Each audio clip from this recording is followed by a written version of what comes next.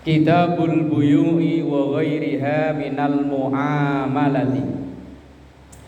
Kitab yang membahas tentang jual beli wa ghairiha dan yang lain-lainnya minal mu'amalati yang termasuk bagian muamalah.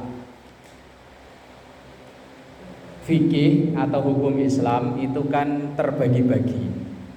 Ada fikih yang bahas masalah ibadah, namanya fikih ubudiyah, yang dibahas mulai dari toharoh, wudu, mandi, tayamum, sholat, zakat, puasa, haji. Itu namanya fikih ubudiyah. Yang kedua ada fikih muamalah.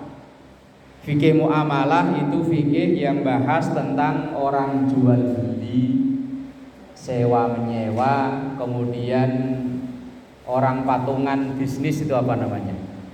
Join bisnis, kemudian upah, memberikan upah, utang piutang, gadai dan lain-lain. Pokoknya yang berkenaan tentang keseharian kita, itu namanya fikih muamalah. Nah, di situ ada wa ghairiha minal muamalati. Yang ketiga ada namanya fikih munakahah, yaitu yang membahas seputar pernikahan, mulai dari ta'aruf, perkenalan, kemudian khitbah, melamar, kemudian nikah itu sendiri, kemudian ketika terjadi permasalahan dalam pernikahan, ada yang namanya cerai, talak, ada yang namanya fasakh, ada yang namanya khulu, atau sampai rujuk kembali. Nah, itu dibahas dalam fikih namanya munakahah. Munakahah, bab tentang pernikahan. Kemudian yang keempat ada fikih jinayat. Itu fikih yang membahas tentang kalau nyolong hukumannya apa, orang berzina hukumannya apa, orang mabuk, orang menuduh orang lain berbuat zina. Nah, itu masuk dalam fikih jinayat namanya. Ada yang kelima namanya fikih siyasah. Fikih yang mengatur tentang politik. Kita orang tua-tua begini ya wis, enggak begitu mudeng dalam masalah politik, wis urusannya orang-orang muda. Kita mas pokoknya saatnya nyoblos, mau punya pilihan siapa silahkan milih, gitu aja beres.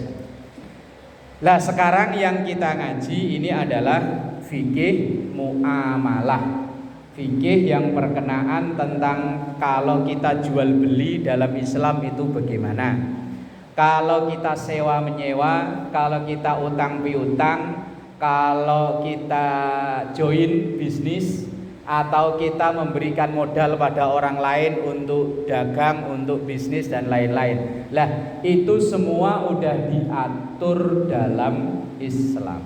Maka Islam itu agama yang komplit. Sampai acara yang remeh-remeh, temeh, orang bersin aja diatur ya. Orang bersin itu kan kelihatannya remeh-temeh, apalagi orang flu.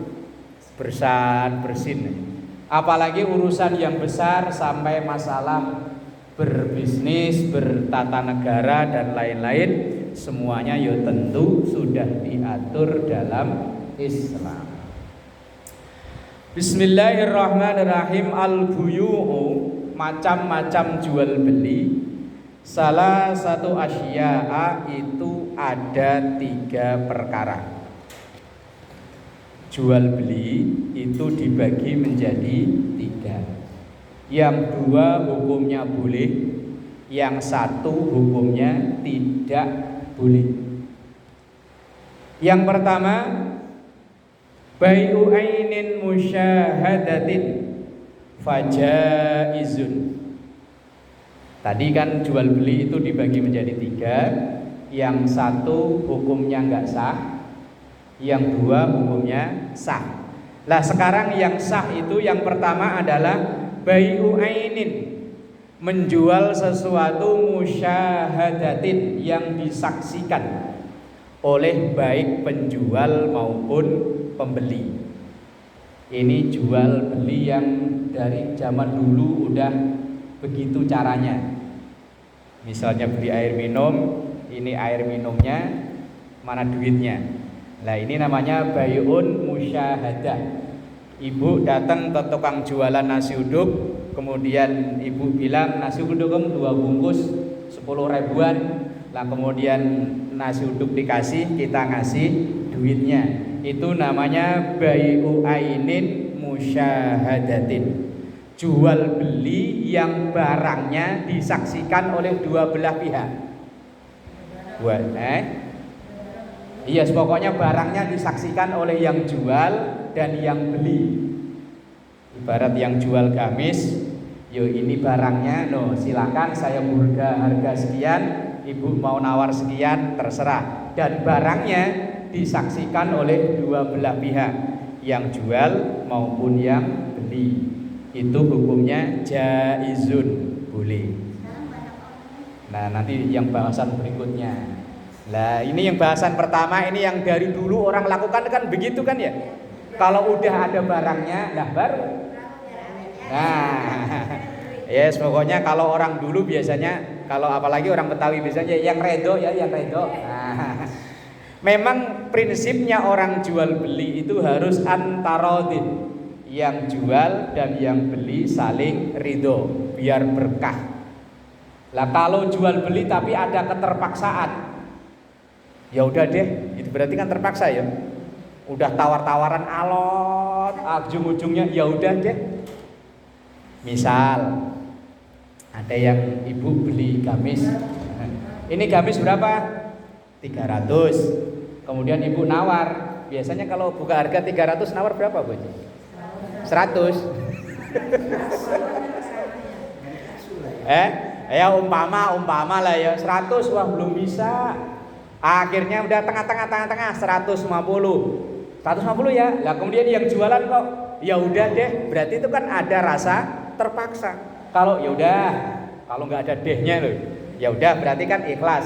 Lah yang diharapkan dalam Islam itu yang jualan ya ridho, yang beli ya ridho. Yang diharapkan dalam Islam itu antarodin, antara penjual dan pembeli itu ridho. Lah kalau salah satunya terpaksa, loh lain urusan. Itu yang pertama, yaitu jual beli yang barangnya nyata. Nah itu kadang yang apalagi campur sumpah itu yang bahaya. Di banyak kan hadis yang membahas tentang di antara dosa besar itu adalah sumpah palsu. Kayak kemarin waktu kita ngaji surah An-Nahl kan ya, kan ada kan? Nah, yang sampai sumpah deh, sampai geledek lah, malah bahaya lagi. Kemudian yang kedua, wa bai'u syai'in mausufin fi dhimmati fajaizun.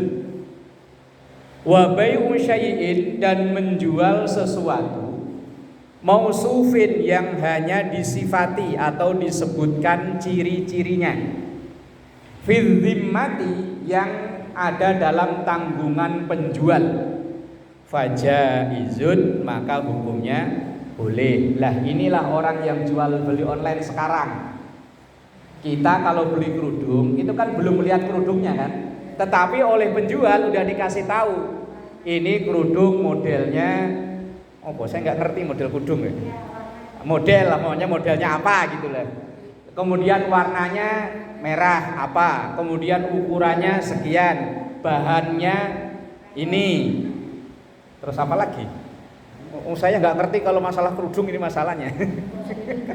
Lah artinya kan yang menjual udah menyebutkan ciri-cirinya. Lah kemudian pembeli oke, berarti kan udah antarodin, deal.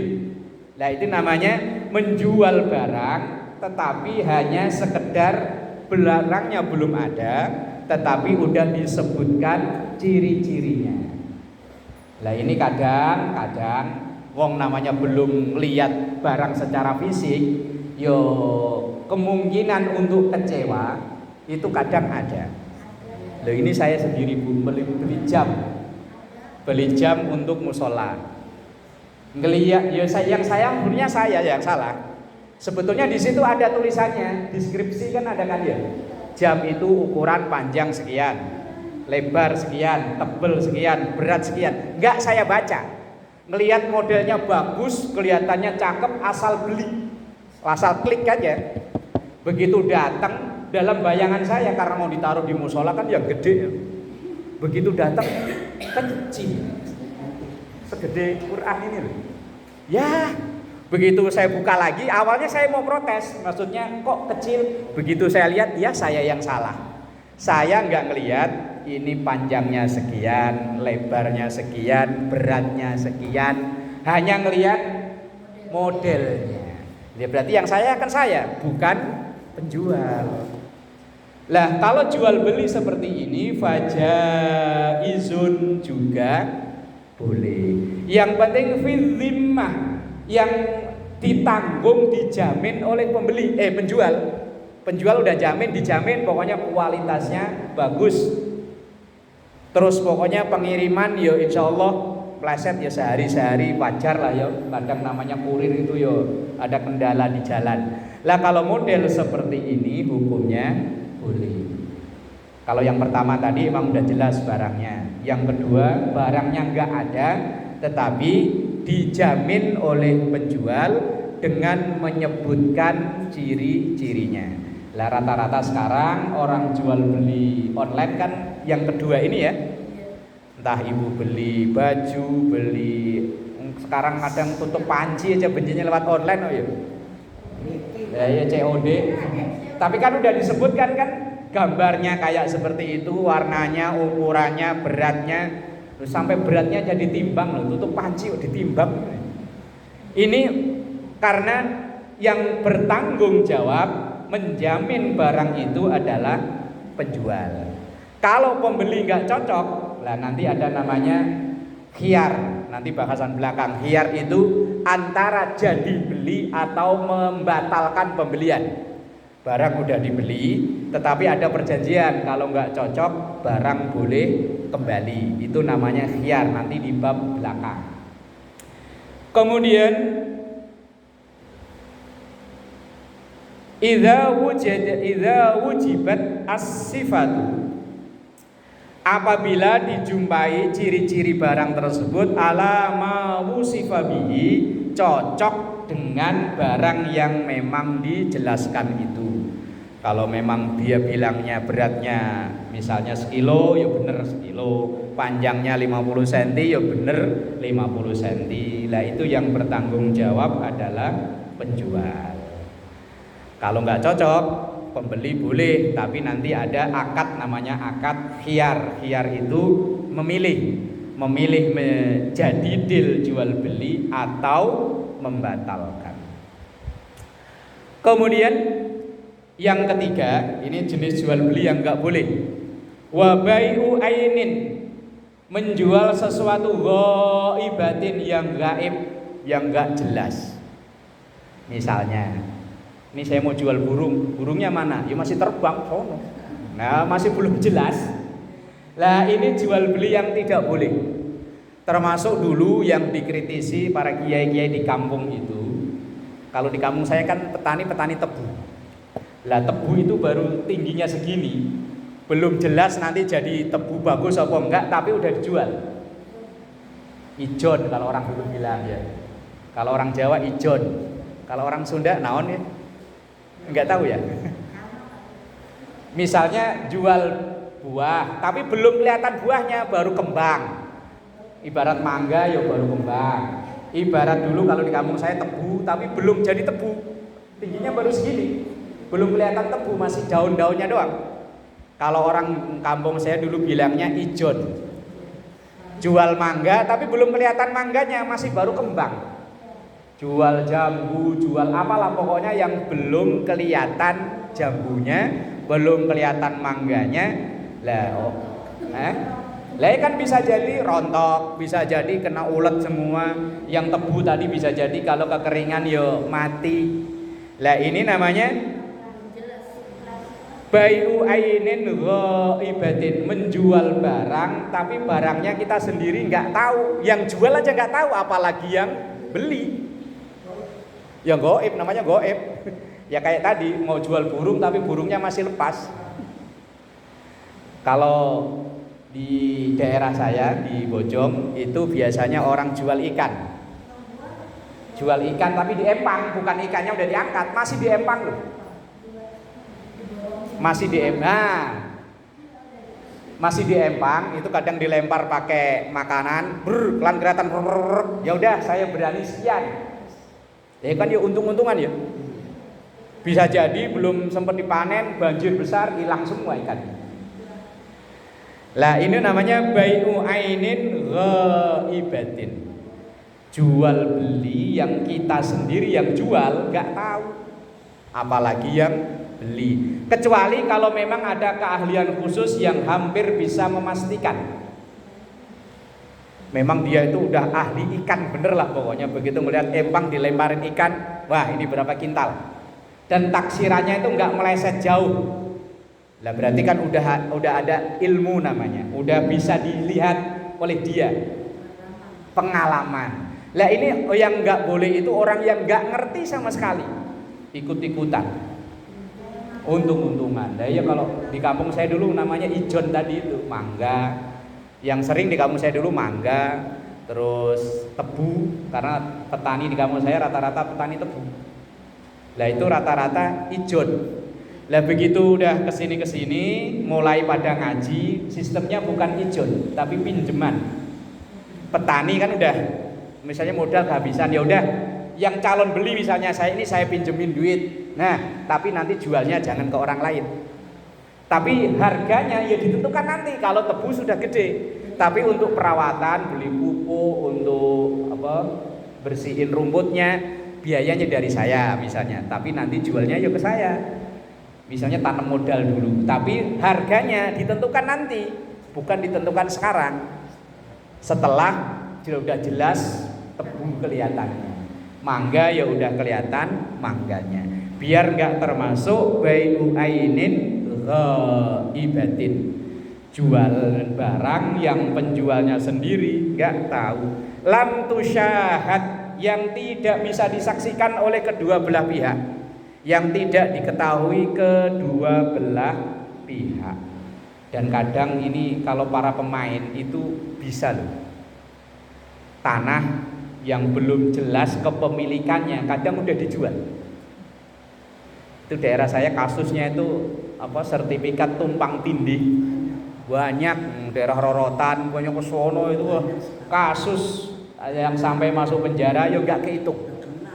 Lah terkenal sama, Bojong juga sama. Kalau nggak hati-hati beli rumah, tahu-tahu rumah udah kita tempati ada yang datang bawa sertifikat.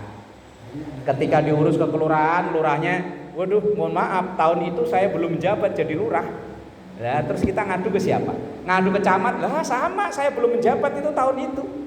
Akhirnya ya wis buh. Nah iya, hati-hati ya, jual beli. Lah ini yang menjual yang tentu dosa besar kan. Kalau yang membeli pihak yang tertipu, pihak yang terzolimi. Tetapi kalau nggak cross check dulu ya kita termasuk yang salah juga. Fala yajuzu, maka jualan seperti ini tidak boleh karena barangnya belum tahu, belum bisa dilihat, belum bisa disaksikan kok sudah dijual. Kecuali memang udah ada contohnya, misalnya biasanya kalau ibu mesen kue itu kan barangnya juga belum ada kan ya? Kan dia masih berupa apa namanya kalau bahan bolu ya? Tepung lah ya, umpama tepung, telur atau apa-apa kan ya belum ada. Tapi kan udah ada contohnya yang udah jadi begini loh, rasanya yo begini. Ya, walaupun belum ada, tetapi kan sudah ada contohnya. Berarti udah bisa dilihat, udah bisa disaksikan atau bahkan bisa dirasakan kalau itu makanan. Lah kalau yang tadi itu yang ainin ghaibatin lam tusyahad fala yajuzu. Kalau jual belinya barangnya itu masih belum jelas, ya enggak boleh. Kemudian wa yasihhu bai'u kulli tahirin, sah menjual setiap barang yang suci. Berarti barang najis enggak boleh dijual ya? Kan yang sah itu menjual barang yang suci. Barang najis. Lah biasanya kalau ibu punya tanaman beli pupuk beli pupuk buat pupuk tanaman itu apa? Kan barang najis ya. Kotoran kambing, kotoran sapi, kotoran ayam.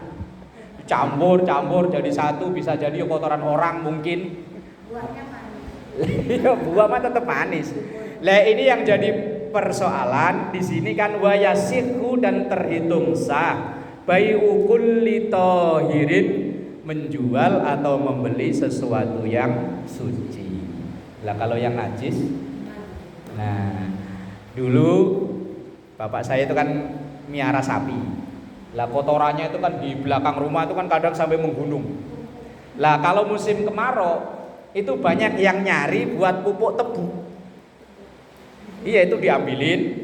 Ya yang ngambil yang punya tebu. Diambilin pakai entah mobil losbak apa macam ya kita udah nggak usah ini. Nah akadnya bukan jual beli, akadnya hanya ganti upah kita kalau orang Jawa dulu nimpal itu bersihin kandang sapi loh. Kalau orang Jawa namanya nimpal. Wes Pak Le ini sebagai upah nimpal kalau orang kampung dulu. Bukan akadnya bukan jual beli karena ini termasuk barang najis dan upah capek gampangnya. Kalau uang rokok lah kalau bahasa orang sekarang nih uang rokoknya upah capeknya capek ngumpulin itu loh. Kalau akadnya jual beli terhitung tidak sah, wong ini barang najis. Lah kalau beli ikan mati, ikan kan mati ya. Ikan yang mati itu tidak najis. Bangkai itu memang najis, tapi ada dua bangkai yang tidak dihukumi najis, yaitu bangkai ikan dan belalang. Lah kalau ikan teri nyembelihnya gimana? Lah ya kalau ikan gede sih ya kayak apa? Tongkol, lele juga nggak disembelih, ketok palanya. Kadang taruh di baskom dikasih garam. Kan namanya juga bangkai juga, yang namanya nggak bangkai kan kalau disembelih. Tapi kalau ikan walaupun nemu sudah bangkai tetap suci, halal, boleh dimakan. Belalang ya sama. Lah saya dulu waktu zaman SD asal sore ini ada gerimis karena rumah saya itu dekat hutan murbei itu. Murbei yang buat ternak ulat sutra. Lah itu rumah bapak saya itu nggak jauh. Asal habis ngaji habis isya bawa obor. Lah itu ya nyari belalang kayu yang gedenya segini-segini loh, yang warnanya coklat. Mahal loh, sekarang harganya sampai 60.000 itu. Sekarang harganya. Zaman dulu zaman saya sekolah aja harganya lebih mahal daripada udang. Lah ya sekilo. Cuman kalau yang nggak tahan memang alergi pada bengkak, panas-panas, gatel. Tapi halal walaupun nemunya udah bangkai, halal itu belalang. Ikan juga sama. Lah ikan yang mati itu ya nggak najis berarti suci, kecuali yang daging yang di pasar pojok sini tuh, yang di atas paling pojok daging B2 yang sopan apa namanya? Babi. Oh namanya itu mau diapa lagi ya? Lah itu kan najis kan jelas. Lah dalam Islam haram memperjualkan barang najis. Terus minum-minuman yang memabukkan itu dalam Islam dihukumi najis, maka haram jualnya yo haram, belinya yo haram. Misalnya yang orang jual jamu alasannya saya kan nggak minum, saya cuma jualan. Yang minum bukan yang haram bukan hanya minumnya, jualannya juga haram. Lah kalau di sini wa yasihhu bai'u kulli tahirin, sah hukumnya memperjualbelikan barang yang suci, muntafi'in bihi, yang ada manfaatnya. Yang sah dijual belikan itu yang ada manfaatnya. Kalau membawa madorot itu membawa apa itu? Madorot itu sakit, susah. Misalnya kita tahu ada orang beli pisau tapi tujuannya untuk bunuh orang. Kita tahu itu orang itu mau bunuh siapa gitu. Lah kita haram hukumnya menjual barang ke dia itu. Karena kita tahu pisau ini bukan bawa manfaat tapi akan membawa madorot. Lah sama misal ada yang jualan petasan ya. Kalau yang beli anak kecil itu kan lebih banyak madorotnya daripada manfaatnya. Lah kalau orang daerah saya manfaatnya kalau buat nyambut nganten.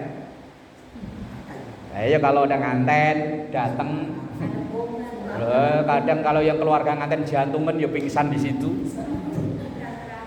Lah ya kalau daerah Bojong sono kan orang yang warga asli sana kalau nganten begitu rombongan nganten tolahal badru alaina langsung jedor.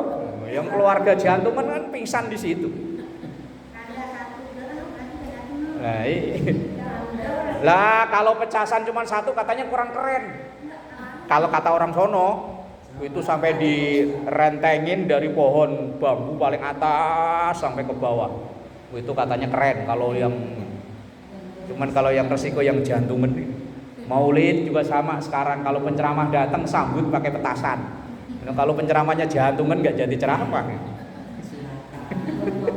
Lah iya malah gotong dibawa pulang. Lah nyampah yo iya madorotnya lebih banyak daripada manfaatnya.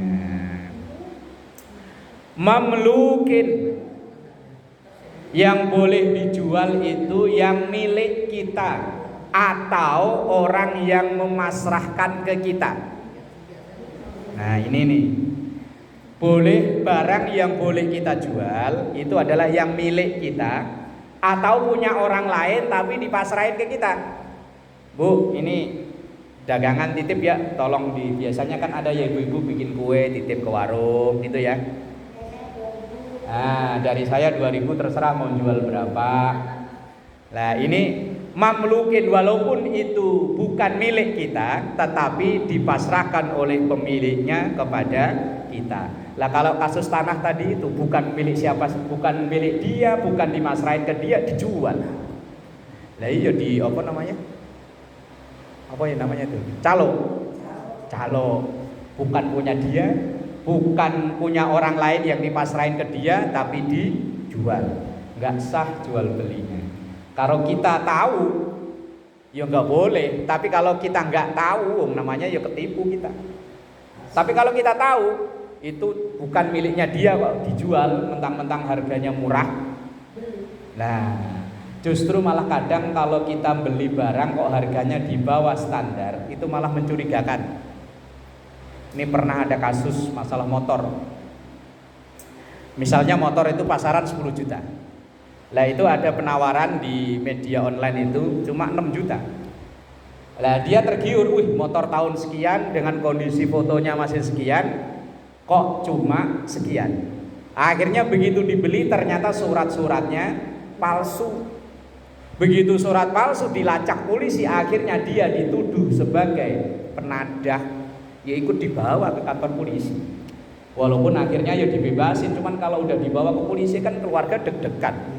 Waduh, tetangga kanan kiri apalagi ngelihat, aduh Bu Haji kenapa itu? Nah, turun reputasi. Apalagi ya Ustadz kenapa itu dibawa polisi ya? Terlibat motor bodong. Ya itu. Islam mengajarkan itu pokoknya tadi prinsipnya antarodin. Wala yasihu bai'i ainin najasatin. Dan tidak sah menjual barang yang najis. Wala yasihu bai'u ainin najisatin. Tidak sah menjual barang yang najis. Nah maka kalau kayak tadi itu ya akadnya bukan jual beli. Akadnya ya siapa tadi itu ganti rugi atau upah capek atau apa. Cuman kalau kita beli pupuk di pojokan pasar Koja itu ngomongnya apa? Nah iya kalau itu loh. Kalau saya sih kalau beli bilangnya nggak beli, nggak ngomong beli sih. Bang ini berapa? Maksudnya berapa itu upah dia beresin ini loh. Kalau yang di karung kecil biasanya 5.000, agak gede 10.000, gede 15. Kok saya sering beli yuk. yang di pojokan pasar Koja itu. Lah iya. Hah? Nah, jangan beli, wong itu barang najis.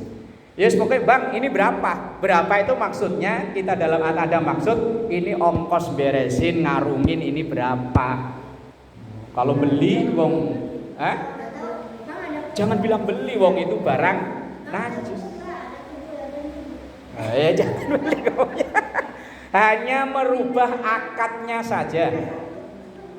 Kalau akadnya jual beli kan nggak boleh wong itu barang najis, maka akadnya dirubah. Nih bang upahnya, iya upahnya beresin itu, upahnya jagain itu.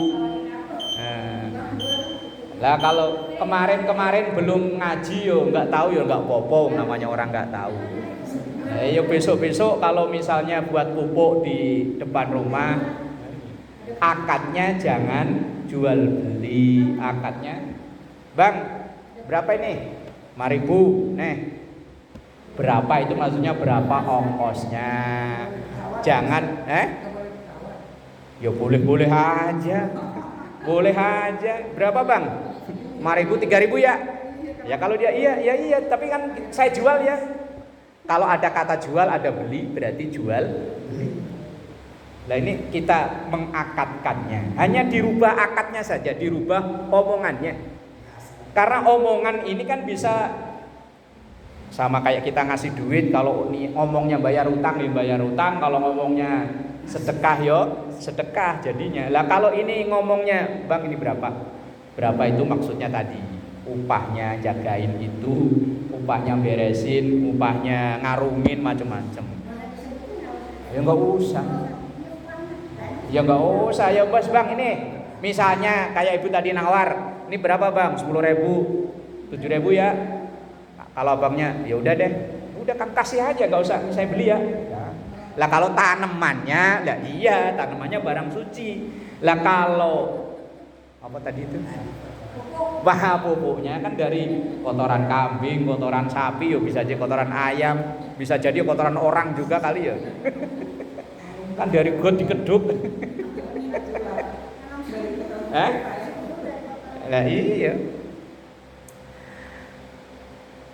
Kemudian yang tidak boleh lagi wala, dan juga tidak boleh mala manfaata fihi, menjual atau membeli barang yang tidak ada manfaatnya. Nah kadang kita ini sampai mungkin kebutuhannya banyak, itu kan membeli sesuatu yang kadang nggak begitu manfaat. Nah kalau buat stok berarti ada manfaat, yang nggak ada manfaat kadang begitu dibeli cuman kepengen doang, dibeli nyampe rumah nganggur. Lah tapi kalau niatnya lain ya bagus-bagus saja. Misalnya ini saya pernah 2 kali apa 3 kali waktu masih tinggal di sini, ada anak kecil, ya bukan anak kecil, mungkin udah SMP, jualan cobek itu sama ulekan. Itu saya lihat mau berangkat ngajar, itu dia udah rebahan di masjid. Saya pulang ngajar sampai sholat asar, selesai sholat asar saya keluar gendong anak saya, masih rebahan. Saya tanya, dek jualan ini? Iya pak. Berapa ini? 25 pak, yang kecil, yang gede 30. Ya udah nih saya beli. Ya saya sebetulnya nggak begitu manfaat ini beli. Wong begitu saya pulang nyampe rumah kata istri, buat apaan beli cobek? Cobek satu aja nggak habis-habis.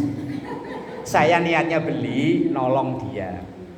Mungkin dia dari tadi sampai dia rebahan di masjid itu mungkin haus, lapar, dagangannya belum laku.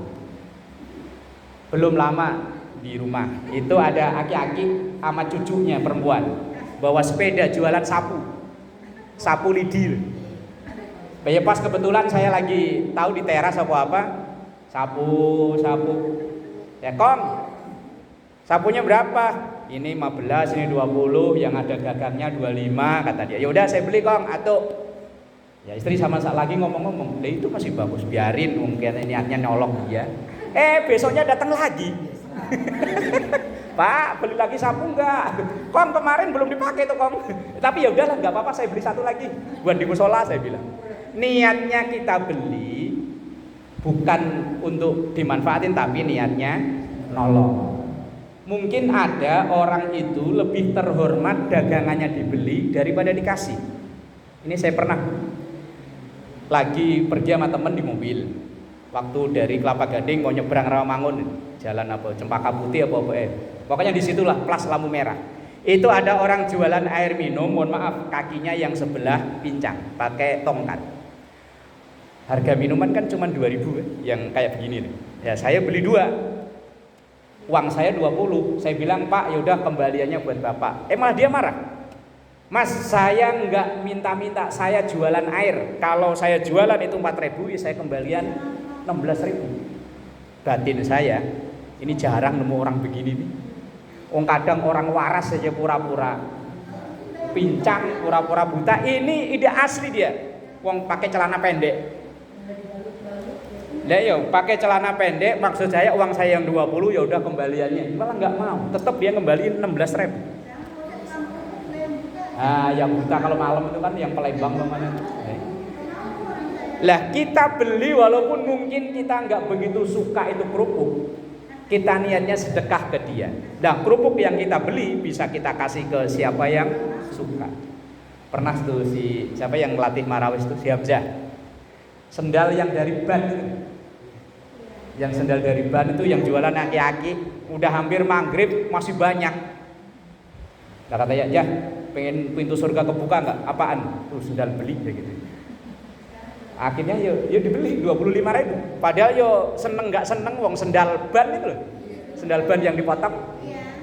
Lah ya kalau anak muda kan yo nggak begitu ini kan. Ya tapi niatnya nolong. Karena bisa jadi ya, dia sangat terbantu dengan yang kita beli. Makanya kadang ini istri saya sendiri, giliran ke pasar beli kangkung nawar, beli paya nawar, giliran ke mall yang harganya ratusan ribu nggak nawar. Padahal tukang kangkung untungnya berapa sih?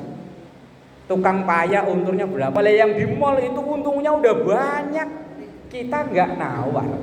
Giliran di tukang kangkung yang udah diiketin seikat 5.000 umpama ya, "Bang." Ya Allah. Itu saya dapat nasihat dari Gus Baha itu.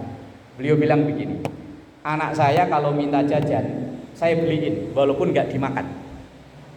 Awalnya saya nggak dimakan kok. Beliau bilang begini, "Paling tidak saya niat sedekah dengan orang yang jualan makanan itu. Siapa tahu dia sangat butuh untuk bayar sekolah anaknya. Dengan kita beli mungkin anak kita nggak dimakan, toh kita bisa ya makan. Atau mungkin dikasih orang lain." Semenjak itu anak saya minta, "Pak, beli es krim," beli. Kadang juga dimakan, beli enek-enek nyampe rumah geletakin. Ya saya yang makan. Tapi paling enggak niatin nolong. Cuman yang padang miris itu ibu-ibu sini begitu kan, beli kangkung nawar, giliran beli gamis yang ratusan ribu enggak nawar. Biasanya kan mak-mak apa bapak-bapak yang begini. Ya Allah ya. Ya nawar ya boleh, cuman kadang nawarnya sadis. Loh saya pernah, tapi kok ya dikasih loh. Moga-moga bukan temennya Bu Haji jualan di pasar Koja. Waktu istri saya hamil anak pertama, seingat saya beli daster yang untuk hamil. Lah ada tulisannya di situ 115 plus 120, seingat saya. Lah kata istri saya sambil kayak orang nggak butuh gitu, sambil jalan, "Bang, ini berapa?" "Itu Neng, ada tulisannya Neng." "Kirain dapat 35 Bang." Sambil kayak orang nggak butuh, saya cowel aja. Sadis amat nawarnya. Kata istri, "Biarin, ya kalau dikasih, kalau enggak ya nggak apa-apa." Sambil jalan, begitu jalan udah agak jauh dipanggil, Neng, tambahin dikit deh. Akhirnya kena 45. Ya Allah, dari 120 kenanya 45. Nah, kadang yang salah yang nawarin apa yang nawar kalau gitu Pak. Ya Allah. Nah, iya. Kalau saya sih modelnya emang orang nggak bisa nawar. Cuman kalau istri, waduh. Lah iya. Beli mangga yang buat dirujak itu. Kan ya memang mangganya kecil-kecil. Nah begitu, "Bang, ini mangga berapaan?" 10.000 Neng sekilo. Apa kata istri? Di mangga seupil-upil 10.000. Saya towel aja. Upil kok segede itu hidungnya seberapa? Kata dia, diem apa, saya yang nawar, cuma nganterin aja berisik. Enggak kok, udah upil segede itu loh, itu hidungnya seberapa? Ya Allah, udah nawarnya sadis, ngenyek yang jual lagi. Mangga seupil-upil bilangnya. Ya Allah. Ya bener Bu, sekarang saya semenjak istri udah bisa naik motor, saya nggak pernah disuruh nganterin. Karena kalau dia yang nawar, saya yang berisik masalahnya.